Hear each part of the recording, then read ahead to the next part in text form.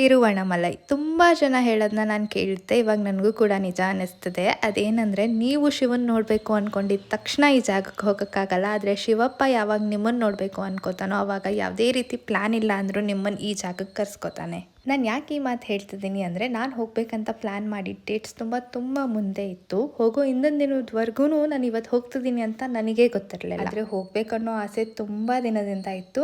ಕಾಲ ಇವತ್ತು ಕೂಡ ಬಂತು ಅನಿಸುತ್ತೆ. ಮೊದಲಿಗೆ ರಾಜಗೋಪುರದ ಮುಂದೆ ಈ ರೀತಿ ಆರತಿ ಬೆಳಗೋ ಮೂಲಕ ನಾನು ನನ್ನ ಗಿರಿ ಪ್ರದಕ್ಷಿಣೆನ ಶುರು ಮಾಡಿದೆ. ಒಂದಲ್ಲ ಎರಡಲ್ಲ 14 ಕಿಲೋಮೀಟರ್ ಬರೀಗಾಲಲ್ಲಿ ನಡೆಯೋದು. ಅಭ್ಯಾಸ ಇಲ್ಲದವ್ರಿಗೆ ಕೇಳ್ತಿದ್ರೇನೆ ಒಂದ್ಸಲ ಮೈ ಜೂಮ್ ಅನ್ಸುತ್ತೆ. ನನಗೂ ಏನು ಅಭ್ಯಾಸ ಇಲ್ಲ, ಆದರೆ ಈ ಗಿರಿ ಪ್ರದಕ್ಷಿಣೆನ ನಾನು ಜಸ್ಟ್ 4 hours ಅಲ್ಲಿ ಕಂಪ್ಲೀಟ್ ಮಾಡಿದೆ.